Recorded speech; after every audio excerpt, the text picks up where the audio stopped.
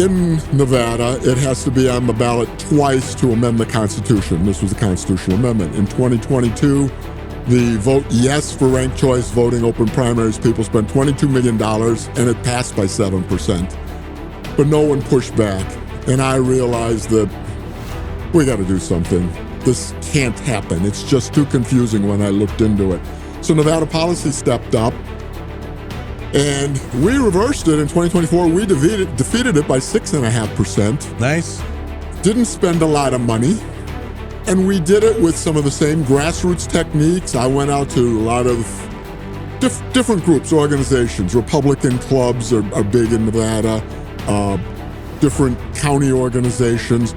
But also we went to the Farm Bureau, we went to the Trucking Association, we went to the manufacturers, and we sat down and talked to their board and said, please, you've got to tell your members about this. Americans are capable of achieving extraordinary things when they have the freedom and opportunity to do so. This is American Potential. Hey everyone, and welcome to the American Potential Podcast. I'm your host, David Fromm. We're at the State Policy Network annual meeting where people from all over the country are coming together in New Orleans with one goal: strengthening freedom and opportunity in their states. What we love about SPN is that behind all the policy work, there are some incredible stories. Many of them are personal stories about how people found their way into politics and public policy, often without even planning to. Today's guest is a perfect example. He was working in construction and raising his family when he started noticing how costly and time-consuming the permitting process had become, along with other things that just didn't add up. That frustration sparked his interest in taking the small step to get involved. He realized how much he enjoyed volunteering and making a real difference in his community and his state. Since then, he's worked on campaigns, spent time with the state party, and eventually discovered that his true passion is in the nonprofit policy world. I want to welcome to the podcast a friend of mine for over 20 years, almost 25 years, John Tsarpalas, who's the president at Nevada Policy.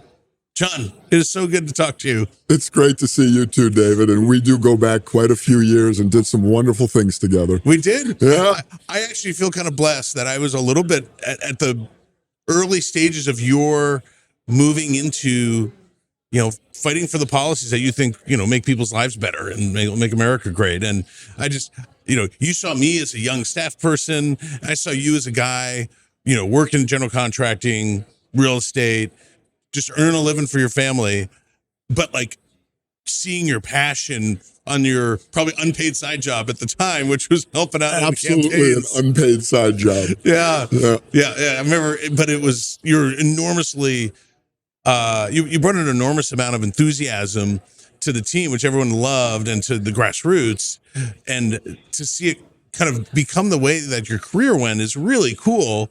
So maybe take us through, where you were at when you're working in construction, you got your family, you're living your normal life in the North Shore of Chicago. Like, how'd that journey go? Well, we'll go back to this, like 2000. Yep.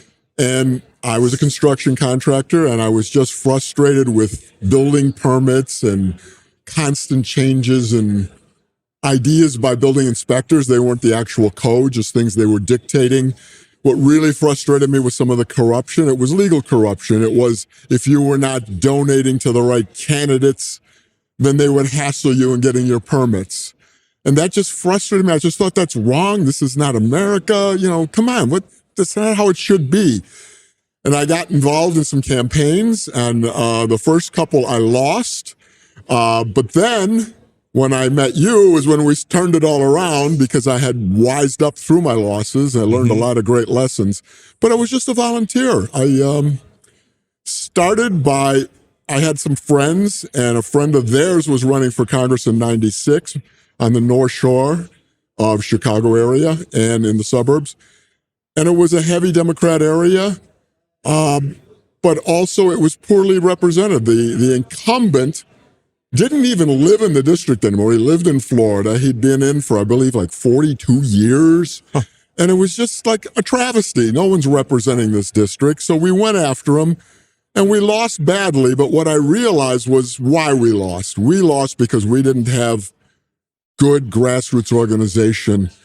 The Democrats, the left, had literally thousands of union people knocking doors, doing voter ID, and getting out the vote. We did well in the media, we did well in the press, we did well with advertising, but it wasn't enough. It's about getting those people to the polls. And I realized that. And then when 2000 came around and you and I met and we got involved in a campaign there for an open seat for Congress, I and some other friends just focused on that, knock the doors, let's get some more volunteers, let's build a grassroots organization. And we were successful, which was phenomenal because we were inexperienced, we were not paid professionals. And the other beautiful part about it is just good friendships came out of it. Oh, yeah. I'm still friends. I just said, I just talked with Tino, who was sort of my partner in this, also a volunteer. And Tina's gift was numbers and analysis. And she'd say, go work this precinct, or we need to concentrate on that. And my gift was talking to people, recruiting them, getting them involved and getting them pumped up to do it, because knocking doors can get boring. But we had about 75 really great volunteers in 2000, and we won a Republican seat in a Democrat area. It was a presidential year. Al Gore carried that congressional district by 7 points, and yet we won by 1. And we did it just because we were more enthusiastic. Well, that and the great political director that was on the race. Well, there you go. I failed to mention the great political director. Well, the political director notwithstanding. What was amazing is that you guys were in the quintessential swing area, and even got us trending in the wrong direction. And like you said, Al Gore won at the time, and yet you guys produced a margin of victory that made the margin of victory for that candidate. And Absolutely. I mean, it was just such a great example of how authentic grassroots can make a difference. In this case, in the campaign, I think it can make such a difference in promoting better policy, or raising awareness on all kinds of things that you're doing in your day job now, and that I do. Let's go back a little bit to when you're thinking about you're getting frustrated working in general construction. Correct. And how that started to open your eyes and inform your opinions about politics and government. What were some of those frustrations that you encountered? Frustration at a lot of levels. I was frustrated with the schools. I had young kids in the schools, and the schools were very political. You had to sort of be the right mindset, and played the game through the PTA at that time. And then, as I already mentioned, in construction, paying politicians so that you could get your permits to do your job and work like that. I was a non-union contractor. I was hassled a lot by the unions. A lot of falsehoods. They would call the labor relations board and say I wasn't paying overtime, which was completely untrue. But they'd come in, sit in my home office, go through my books for a couple of days, and then go, oh, yeah, there's nothing here. Or they would call up. I would have had a couple of jobs they did. They'd call the fire department, say they were someone working for me, which they weren't. It was always anonymous. And, oh, he's chained the doors shut, so if there's a fire, we can't get out. Okay, and the fire department comes over, and then you spend more than a half a day talking and walking them through, constantly be hassled by OSHA, again, falsehoods. So those kind of things were really driving me nuts, and I just thought there's got to be a better way, and you got to step up. And I was lucky I had some friends that were involved in this campaign in '96 that I got involved there. And believe me, we were all volunteers and we were all novices and just motivated was what it really was. It was about motivation and wanting to make a difference. And back to 2000, I remember there was an old fella, Lee Bishop, and he had, I believe, a throat cancer. And he had one precinct. And what we realized was when you knock a door and you talk to somebody about voting for your candidate, you mark that down and you make sure they show up on election day to turn out the vote. And this was before there was a large early voting and all of that stuff going on. And I remember Lee coming back into headquarters, into our little neutral Republican township office. And he was so excited. He says, I kicked their butt. I know I got 175 more votes than a Democrat. And he did. Wow. And it was just him, and he'd go out for an hour or two when he felt good because he was fighting cancer and going through treatments. And yet, he made a difference. And all of those volunteers made a difference. And I made a difference in helping get them lined up and motivated. And I guess there's one thing I really want to stress to people. Step up. No one's going to ask you. They want you to come. There's opportunities to volunteer. Americans for Prosperity has lots of opportunities for volunteers.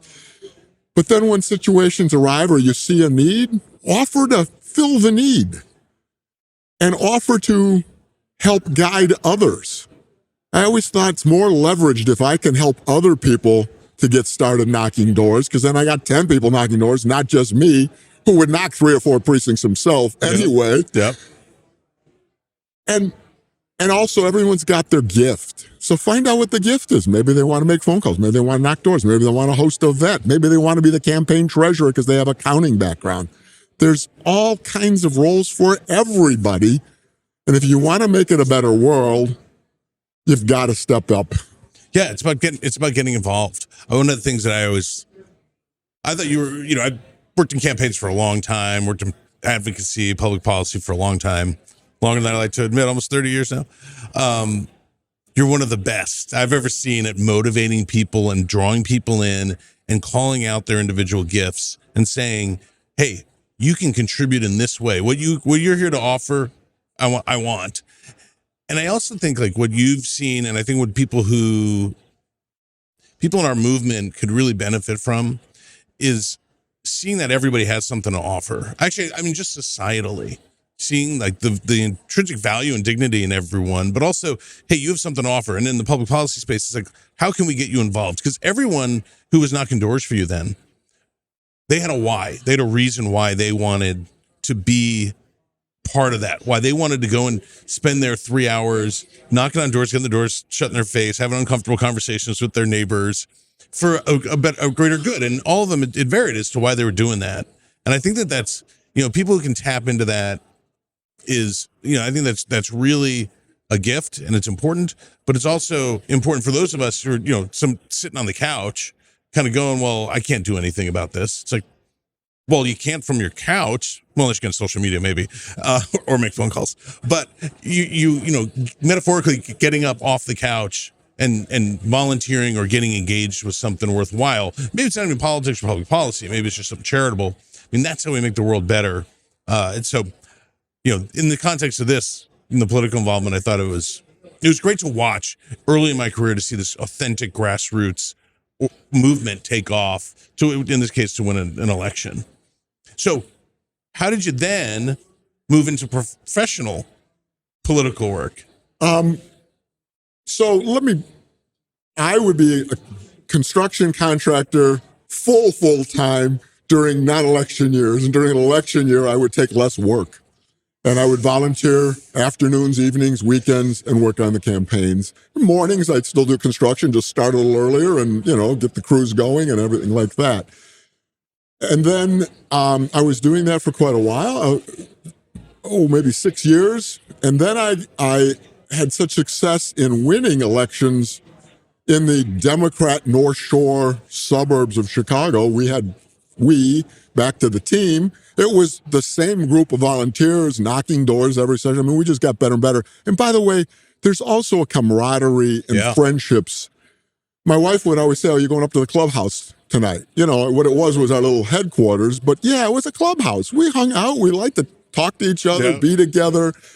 So that's part of it too, is because you find like-minded people, and we all might have slightly different motivations and what got us there, but we're all aimed at one goal, and that was winning this campaign for that candidate. So I and my all volunteer team, we won 5 campaigns in a row.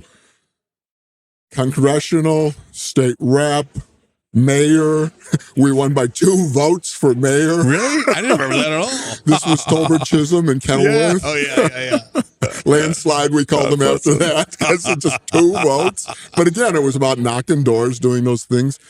And so then, kind of out of the blue, I got asked if I would like to become the paid executive director of the Illinois Republican Party, which I jumped at, and I left more money from construction behind to my wife's, thank God bless my wife for being cooperative and knowing I wanted to do it. So I jumped over there and I got some wonderful training from the RNC that really paid off. But I also realized that political parties are difficult to navigate and work within. So I only spent a couple of years there. But then some of my friends who were in that earlier campaign back in 96 had gotten into this world of policy. And so I had an opportunity to jump over there, and I did in 2007. And then I've been there ever since. And now I've drifted to Nevada so I can get out of Illinois and warm up and not pay income taxes and keep Nevada income tax free. Yeah, I mean, it's a big change from Illinois to Nevada. I mean, they're really, really different states. No, you still end up with some of the same challenges. Both states dominated by labor unions that control their legislature, with crazy progressives thrown in, and both with a big mafia history. Yeah, Chicago and Las Vegas. So I feel right at home. Well, now we have land-based casinos in Illinois too. So there you go. There you go. It's all come full circle. Visit. Yeah. Well, so I mean, now that you've been running Nevada policy for a number of years. 8 years. Yeah. Awesome. And trying to make a difference in that state. So maybe tell me a little about the work you've been doing running Nevada policy. So we are, if you understand the concept of a think tank, we write papers, we research, we come up with a problem that needs solving, and we try to come up with good facts and figures and solutions that have happened in other places, other states, even other countries. And we make suggestions. We usually write a couple of longer papers, white papers, but then we try to get those ideas out to the public because people need to understand them. And so in the last 4 years, we've really focused on how do we get this out to 20 to 45-year-olds. So we're doing a lot of Instagram, TikTok. We've put together a video studio within our own office, and we do a really great job there. But, so for instance, in 2024, they were trying to change how they voted in Nevada to ranked choice voting, and it was a ballot question. And ranked choice voting is just makes no sense. I was just in Alaska this past weekend, and I can promise you, ranked choice voting is a very bad idea. It's a very bad idea. So in Nevada, it has to be on the ballot twice to amend the Constitution. This was a constitutional amendment. In 2022, the vote yes for ranked choice voting, open primaries, people spent $22 million, and it passed by 7%. But no one pushed back. And I realized that we got to do something. This can't happen. It's just too confusing when I looked into it. So Nevada policy stepped up, and we reversed it in 2024. We defeated it by 6.5%. Nice. Didn't spend a lot of money. And we did it with some of the same grassroots techniques. I went out to a lot of different groups, organizations. Republican clubs are big in Nevada, different county organizations. But also we went to the Farm Bureau. We went to the Trucking Association. We went to the manufacturers. And we sat down and talked to their board and said, please, you've got to tell your members about this. And how do we get the word out? And so then I also managed to get some political action committees involved. And there's a lot of groups knocking doors. So the political action committees printed up handouts, and those groups that were out knocking a door for, in fact, Americans for Prosperity, knocking for a congressional, would leave behind a flyer on ranked choice voting. So very low dollar, back to basics, lots of people volunteering, knocking doors. And I was out there in every organization giving lessons on how to talk about ranked choice voting and why you should knock on doors. And here you can download this. Here's an email you can send to your friends. We provided all that to literally hundreds, if not thousands of volunteers across Nevada, and we defeated it. So it's the exact same thing of just motivating the right people, and they can make the difference. Yeah.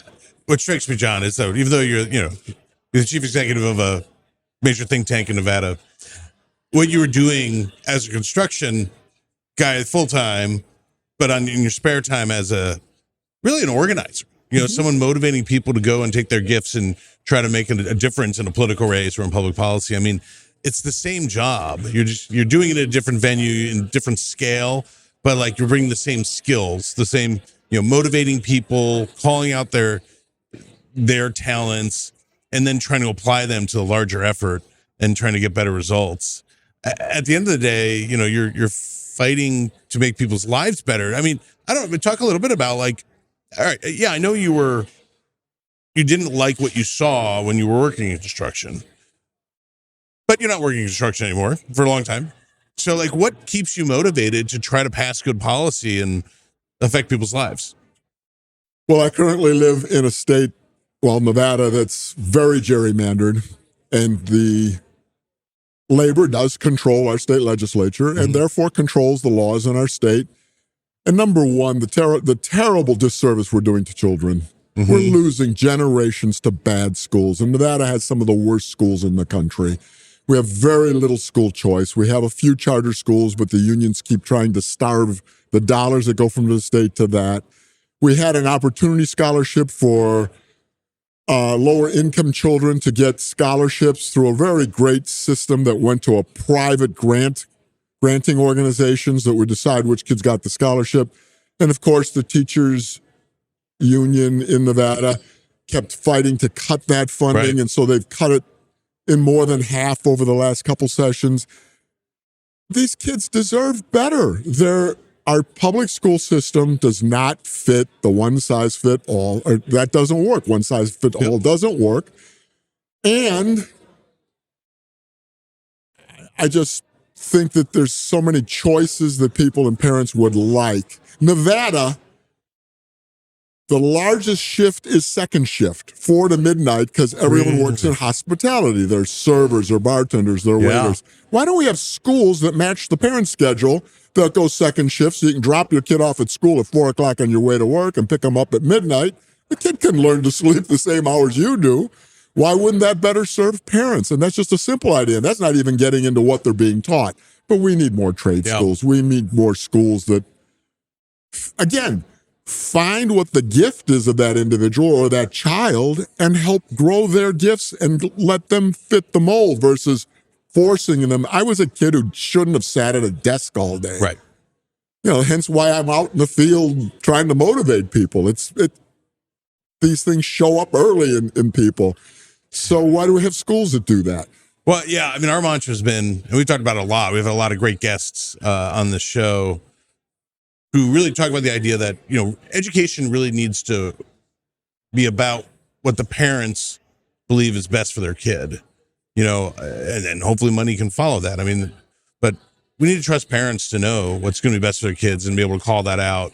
We need to empower those families to make those decisions. Right. And unfortunately, we have an old top-down system where the government and the establishment wants to tell people what to do. Right. So if there was one reform that you could wave the wand on for Nevada and change that policy, what would it be? Well, universal school choice. I mean, prosperity for everybody starts with decent training or education and the hope of a good job.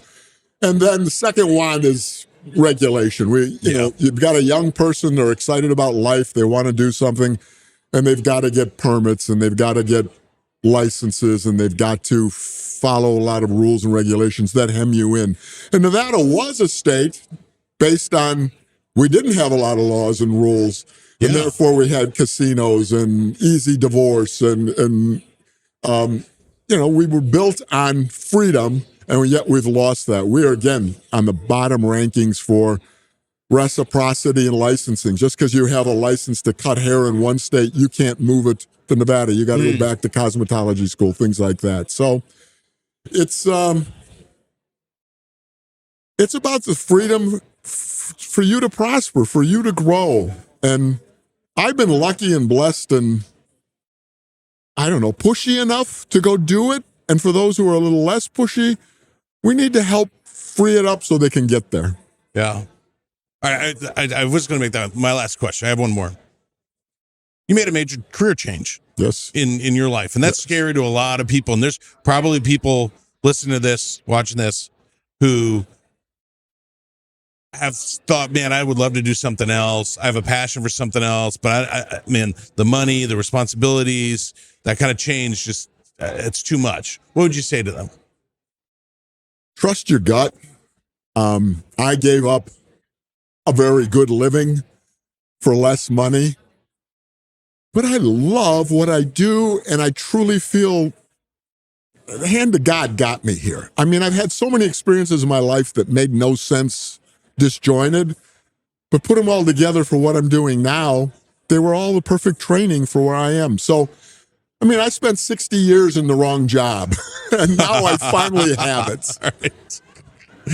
And I'm so thrilled for it. And you can get there too. It's about incremental steps and just keep trying and pushing forward, and you can get there. I did, and I'm no different than anybody else or any different or any smarter. Maybe a little more enthusiastic, though. Yeah, it's the Greek hand thing, you know. That and a great voice for calling people out. There you go. Well, all right. Hey, if people want to find you at Nevada Policy, where can they find you? I'm John at nevadapolicy.org. You should go to nevadapolicy.org and sign up for our emails. You will learn so much. We're constantly informing people on different topics of what's going on. And that's a great place to start, and we'll take it from there. That's great. It's so fun to see you again and to be able to talk about this. I'm excited about the work you're doing and really excited about the work that you've done. Right. And who knew 25 years later we'd be sitting here doing this? So trust. I mean, they give a guy who mumbles a podcast. Who knew? Anyway, thanks again, John. Thank you. So, well, folks, if you like this episode and would like to stay connected with the podcast, be sure to like and subscribe to our channel, as well as following us on Facebook, Instagram, and YouTube. Always remember, liberty and freedom are easily taken for granted. Don't take it for granted. Go out there and defend freedom and liberty. Thanks for joining us, and we'll see you on the next episode. Thank you for listening to American Potential. You may listen to more stories from Americans working every day to expand freedom and opportunity in their communities by visiting AmericanPotential.com.